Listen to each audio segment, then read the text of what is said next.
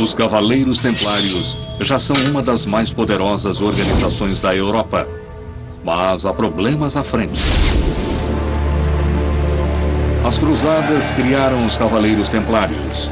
E as cruzadas estavam prestes a destruí-los.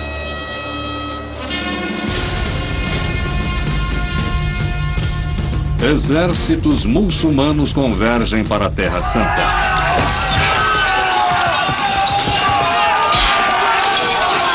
Depois de 2 séculos de guerra, os muçulmanos agora estão unidos sob o comando dos sultões egípcios, apoiados pelas cruzadas em crise na Europa. As cruzadas, depois de um período, se tornaram mais caras e os recursos para a Europa começaram a minguar, como se fosse algo que você tivesse que trabalhar a longo prazo. No long run.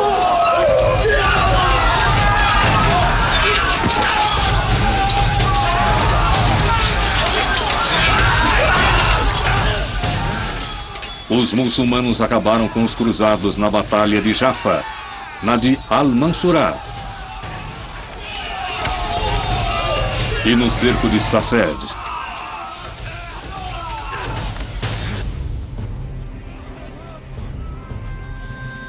Em 1290, os templários tinham apenas um castelo na Terra Santa.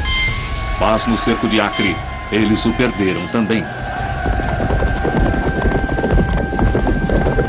A Terra Sagrada está mais uma vez ocupada pelos muçulmanos.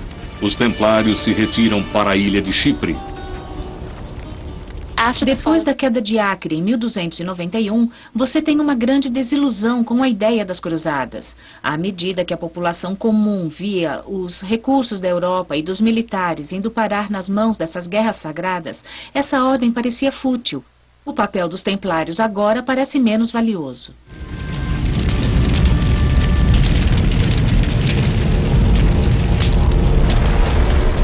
O destino da ordem está nas mãos de um novo líder, o nobre francês Jacques de Molay. Ele organiza uma nova cruzada partindo de Chipre, mas em vão. Em 1307, de Molay chega à sede parisiense dos Cavaleiros Templários. O Papa Clemêncio II pediu a de Molay que viesse para a França para levantar mais fundos e para discutir os seus empreendimentos futuros. Acontece que ele apareceu na França em uma época em que Felipe IV, o Belo, estava atravessando uma fase de dificuldades econômicas. Felipe é conhecido como o Belo por causa de sua beleza, mas ele havia acumulado débitos enormes. Suas guerras com a Inglaterra puseram a França em uma situação delicada. Seu maior credor é ninguém menos que a Ordem dos Cavaleiros Templários. Felipe decide acabar com suas dívidas em um só golpe. Ele prende os templários e toma o dinheiro dele. O rei inventou algumas acusações. Ele acusou os templários das formas mais vis de heresia, conhecidas das mentes medievais. Sexta-feira, 13 de outubro de 1307. Alguns acreditam que a superstição moderna da sexta-feira 13 venha dessa data. Em apenas um dia, Jacques de Molay e centenas de templários franceses são cercados. Larguem suas espadas! Por ordem do rei, estão presos! Sob que acusação? Heresia! As prisões chocam a Europa. Hoje é como se de repente acordássemos de manhã, ligássemos a televisão ou lêssemos o jornal e ficássemos sabendo que cada executivo de cada banco ou corporação tivesse sido preso de madrugada. Foi algo dessa magnitude.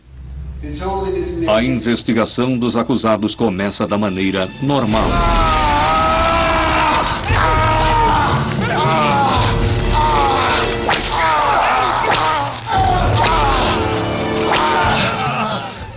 Não fizemos nada! Confesse!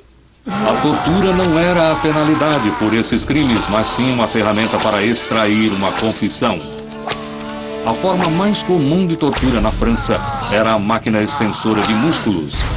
Essa máquina consistia simplesmente de 3 tábuas triangulares com uma corda presa a um molinete e a ideia era deslocar os pulsos e os tornozelos. Só em Paris mais de 100 templários foram torturados, incluindo seu grão-mestre Jacques de Molay. Eu confesso meu pecado de heresia.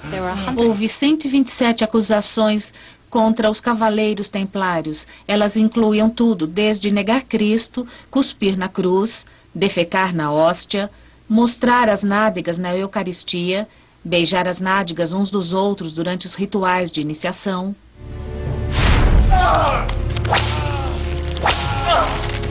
Centenas de templários, incluindo o grão-mestre, confessaram seus supostos pecados. Mas as confissões vão além das acusações originais, indo do estranho ao bizarro. Cavaleiro após cavaleiro confessa práticas religiosas estranhas, incluindo a adoração a um objeto incomum. Há várias sugestões de que esse era, de fato, o crânio de João Batista. Entretanto, outros sugeriam que a cabeça na bandeja era, na verdade, o Santo Graal. As histórias ficam mais estranhas à medida que os templários contam histórias bizarras parecidas com essa. Vários deles confessaram adorar Baphomet ou Baphomet. O Baphomet é provavelmente um dos mais espetaculares aspectos das acusações contra os templários. Alguns estudiosos sugerem que ele era um ídolo de pedra representando um demônio, e esse era um dos aspectos mais sensacionais de seu julgamento, que tentava ligar os templários à adoração ao demônio. Há outras teorias. Alguns estudiosos sugerem que Baphomet era uma tradução mal feita do nome Maomé, que os templários, na verdade, estavam combinando diversas tradições religiosas em sua própria prática.